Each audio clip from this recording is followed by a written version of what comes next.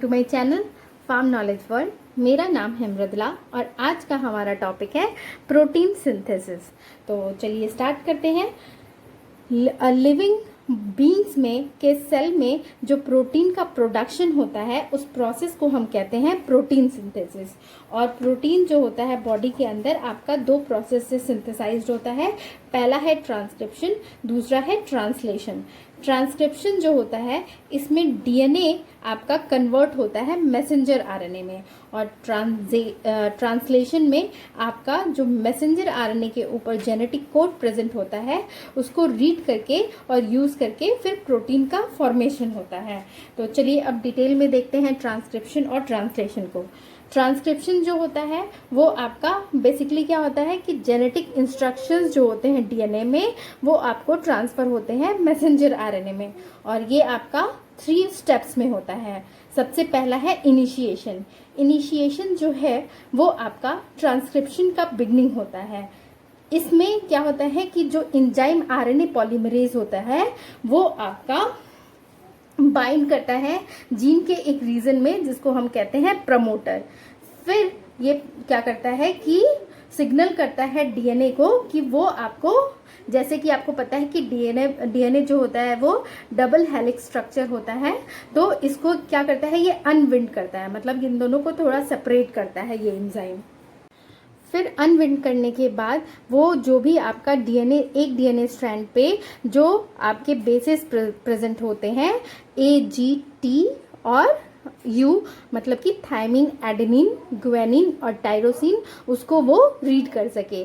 फिर ये एंजाइम जो क्या होता है उसको रीड करके एक और स्ट्रैंड बनाता है मैसेंजर आरएनए का, जो कि वो उस बेसिस के कॉम्प्लीमेंट्री सीक्वेंस फॉर्म करते हैं, जैसे कि ए।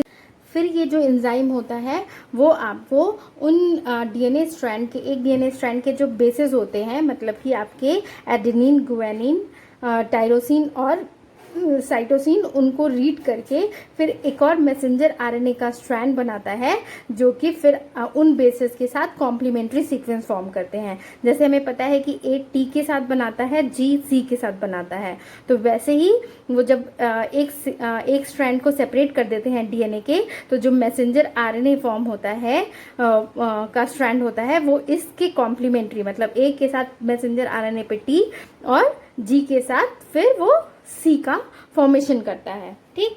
सेकेंड जो प्रोसेस होता है वो इलोंगेशन का। इसमें क्या होता है, मैसेंजर आरएनए के स्ट्रैंड में न्यूक्लियोटाइड्स का जो होता है वो एडिशन होता है।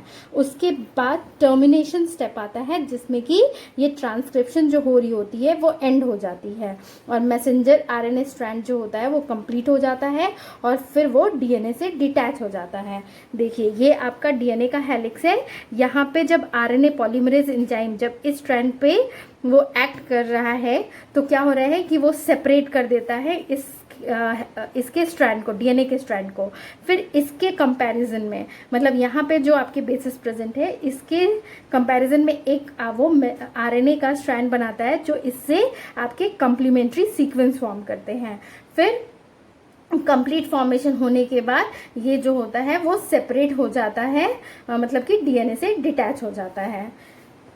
उसके बाद जो आपका आता है ट्रांसलेशन। पर ट्रांसलेशन प्रोसेस आने से पहले जो न्यू मैसेंजर आरएनए होता है वो कुछ और प्रोसेसेस के अंदर जाता है जिससे कि वो मैच्योर मैसेंजर आरएनए का फॉर्मेशन कर सके। जैसे ही वो एक मैच्योर मैसेंजर आरएनए में डेवलप हो जाता है वो ट्रांसलेशन के लिए क्या होता है, रेडी हो जाता है। तो ये जो प्रोसेस है जिसमें कि आपका आरएनए मैच्योर आरएनए में डेवलप करता है वो इंक्लूड करता है आपका स्प्लिसिंग, एडिटिंग और पॉली एडिनिलेशन। ठीक है। स्प्लिसिंग में क्या होता है कि जो इंट्रॉन्स होते हैं मैसेंजर आरएनए में वो रिमूव हो जाते हैं और ये इंट्रॉन्स जो होते हैं फिर क्या करते हैं, क्योंकि ये इंट्रॉन्स जो होते हैं उनमें प्रोटीन्स के लिए कोई भी कोड अवेलेबल नहीं होता और जो एक्सॉन होते हैं उनमें आपके प्रोटीन्स के लिए कोड अवेलेबल होते हैं। तो जो राइबो न्यूक्लियोप्रोटीन्स होते हैं वो आपके स्मॉल प्रोटीन्स होते हैं न्यूक्लियस में जो कि आरएनए कंटेन करते हैं और इस स्प्लिसिंग प्रोसेस के लिए इम्पॉर्टेंट होते हैं। सेकेंड स्टेप होता है एडिटिंग। इसमें क्या होता है, न्यूक्लियोटाइड जो होते हैं मैसेंजर आरएनए में उनमें कुछ चेंजेस होते हैं। और थर्ड है आपका पॉली एडिनिलेशन जिसमें कि मैसेंजर आरएनए में एक टेल का ऐड होता है और ये टेल कंटेन करता है आपको एडेनिन बेस, और फिर ये सिग्नल करता है कि मैसेंजर आरएनए को क्या कहते हैं कि फॉर्मेशन के बाद एंड हो जाए। मैसेंजर आरएनए में जो टेल फॉर्म होता है जिसमें कि एडेनिन बेस प्रेजेंट होता है, वो इन्वॉल्व होता है कि वो मैसेंजर आरएनए को न्यूक्लियस से एक्सपोर्ट कर सके, और उसके अलावा वो मैसेंजर आरएनए को दूसरे एंजाइम से प्रोटेक्ट करे ताकि वो इसे ब्रेक ना करे। उसके बाद आता है आपका ट्रांसलेशन प्रोसेस, मतलब कि प्रोटीन सिंथेसिस का सेकेंड स्टेप। इसमें जो मैसेंजर आरएनए होता है वो ट्रांसफर आरएनए के साथ और राइबोसोम के साथ मिलके आपका प्रोटीन का फॉर्मेशन करता है। ठीक है, इसमें आपके स्टेजेस होते हैं इनिशिएशन, इलोंगेशन और टर्मिनेशन। इनिशिएशन में क्या होता है कि राइबोसोमल सब यूनिट्स बाइंड करते हैं आपके मैसेंजर आरएनए से।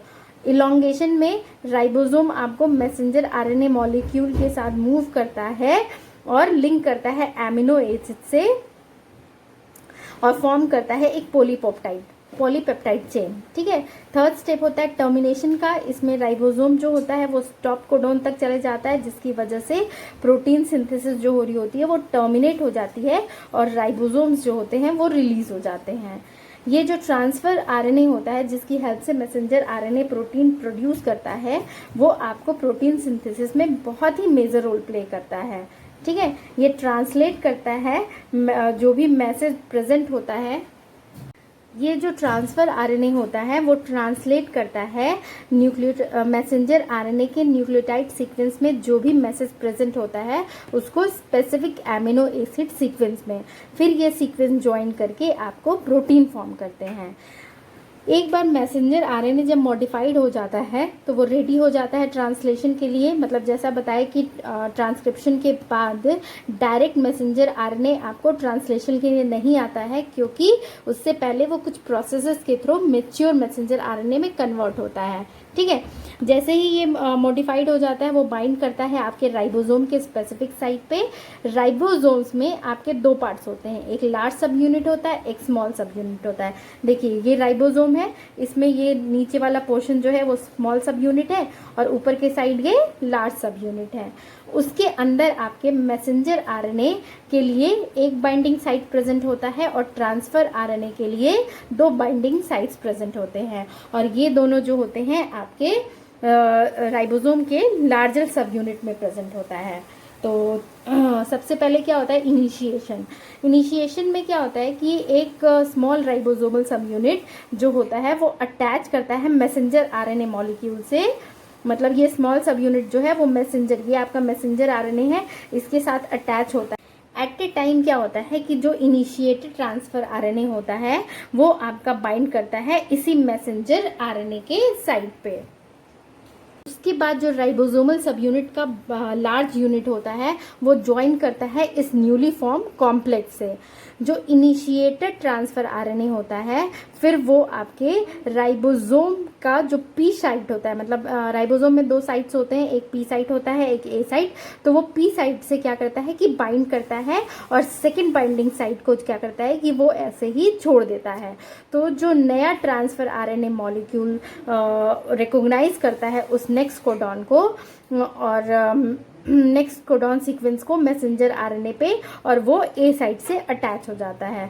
इस तरह से क्या होता है कि पी और ए साइट पे आपके दो ट्रांसफर आरएनए मॉलिक्यूल्स जो होते हैं वो अटैच होते हैं, तो वो एक पेप्टाइड बॉन्ड फॉर्म कर देते हैं जो कि कनेक्ट करते हैं एमिनो एसिड्स को। आपके पी साइट के जो एमिनो एसिड प्रेजेंट है ट्रांसफर आरएनए के, और ए साइट पे जो ट्रांसफर आरएनए बाइंडेड है। ठीक, थर्ड होता है कि जैसे ही राइबोसोम्स मूव करता है मैसेंजर आरएनए मॉलिक्यूल के साथ, तो टी आरएनए जो आपका पी साइट पे प्रेजेंट होता है वो रिलीज हो जाता है, और टी आरएनए जो होता है ए साइट पे वो ट्रांसलोकेट हो जाता है पी साइट पे। उसके बाद जो ए बाइंडिंग साइट होता है वो फिर से खाली हो जाता है जब तक कि दूसरा ट्रांसफर आरएनए उसको रिकॉग्नाइज करके उस पर फिर से बाइंड नहीं होता है। इस तरह से ये पैटर्न कंटिन्यू होता है और ट्रांसफ़र आरएनए मॉलिक्यूल्स जो होते हैं वो अटैच होते रहते हैं और एमिनो एसिड चेन जो होता है वो ग्रो करते रहता है। उसके बाद नेक्स्ट स्टेप आता है आपका टर्मिनेशन का।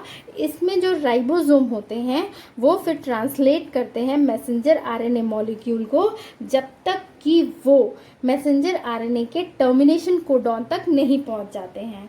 और जब ऐसा हो जाता है तो जो ग्रोइंग प्रोटीन, जिसको कि पॉलीपेप्टाइड चेन कहते हैं, वो रिलीज हो जाता है ट्रांसफर आरएनए मॉलिक्यूल से, और राइबोसोम जो होते हैं वापस लार्ज और स्मॉल सब यूनिट में ब्रेक कर जाते हैं। और जो न्यूली फॉर्म पॉलीपेप्टाइड जो होता है वो फिर से कुछ मॉडिफिकेशन के अंदर जाता है और फिर एक फुल्ली फंक्शनली प्रोटीन में डेवलप हो जाता है।